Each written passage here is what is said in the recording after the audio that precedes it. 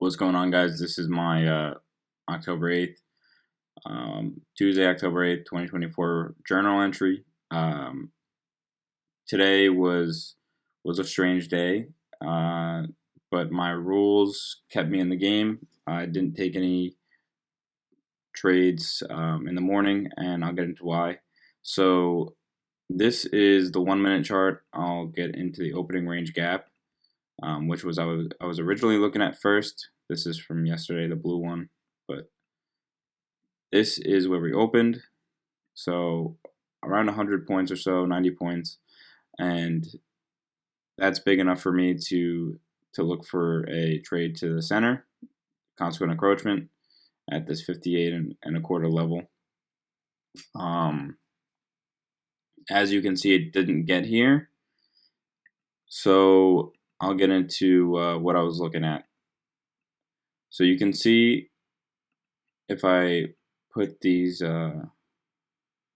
markings on here, there's relative equal lows down here around the same level as the constant encroachment.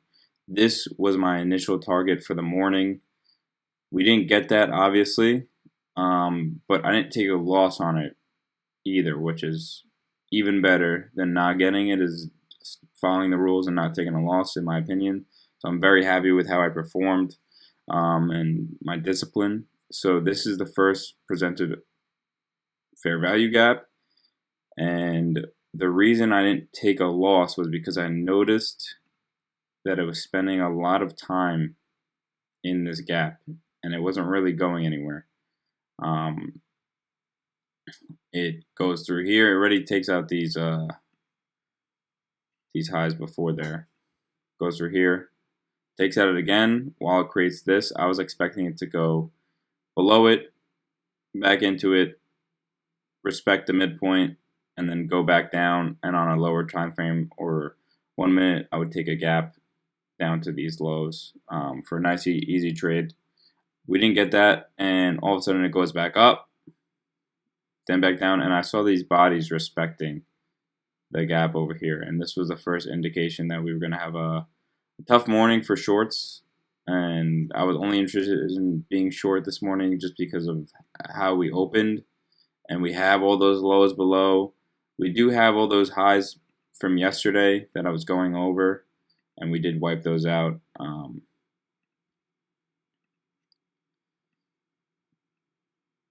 So we traded to this, which, look, we have all these liquidity pools above this.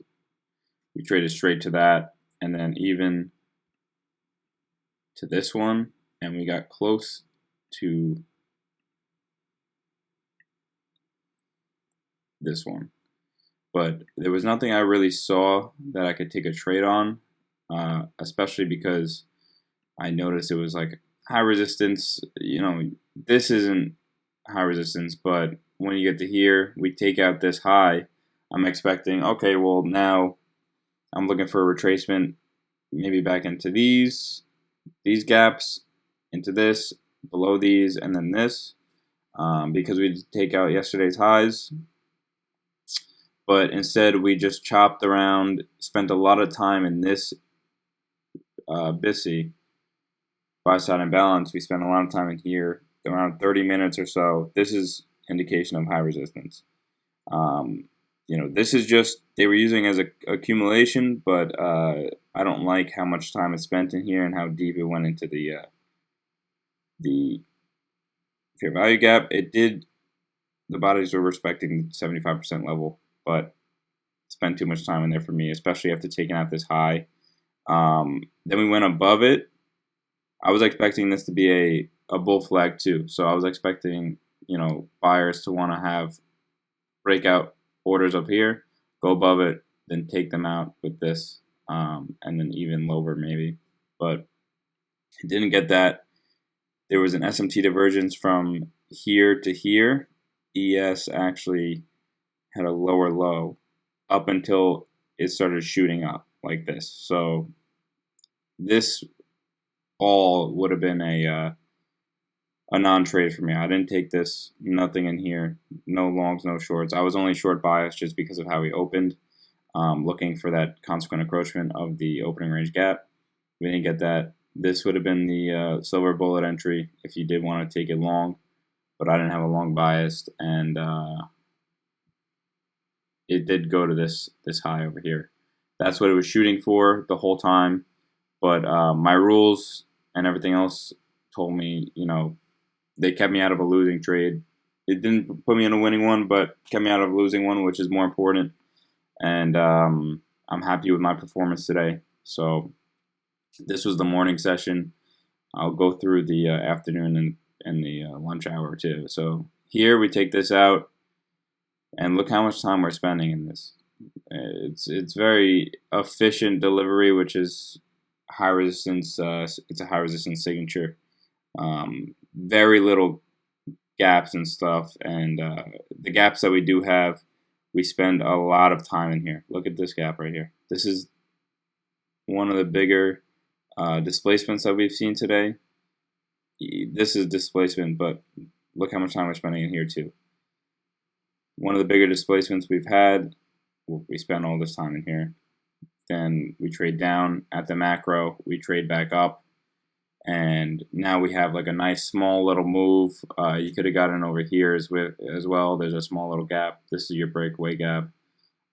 Take it down to consequent encroachment of this 1 minute. But no real follow through on any of these moves. A lot of retracing back more than you would like. Look how much time we're spending in these gaps.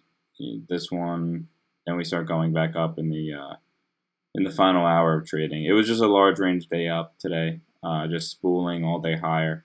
Very hard to get in. I was expecting it to go lower off this down here, and then I would like to see that. It would have made more sense to me. At least the Judas swing down, take some people out, and then go. But this is really just tough trading for me and my style. I'm a contrarian, it seems like, so I like to see the opposite. So like if it's going up like this, I'm waiting to take a short, which is why I probably like the opening range gap style, where if we open higher, I'm looking to see it take to trade short to midpoint. It's more of just how I like to take it. Pause. New week opening gap and new day opening gaps. This bounce off of this one was right before this move up here.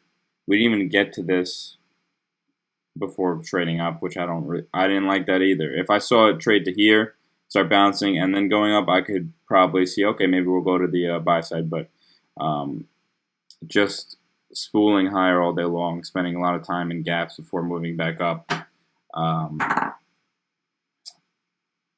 Trades right through this, and then starts respecting the upper portion of these gaps, then trades back down through it, spend some time in the middle, trades back up through it, doesn't even get down to here for this move up. High resistance liquidity run day. That's just what the conditions were. I didn't take any trades. My rules prevented me from it. This has been key, seeing how we act in the gaps and identifying conditions. So we do have CPI and PPI Thursday and Friday. News comes out tomorrow as well at 2 p.m. the FOMC minutes, but I'll see how we trade in tomorrow morning session. If we don't do anything tomorrow morning session, then I'm probably going to just be done for the week, tape read Thursday, Friday, after those news drivers come out, and get ready for the week after and see what news we have next week. But all right, if you like the video, like the video. Thanks.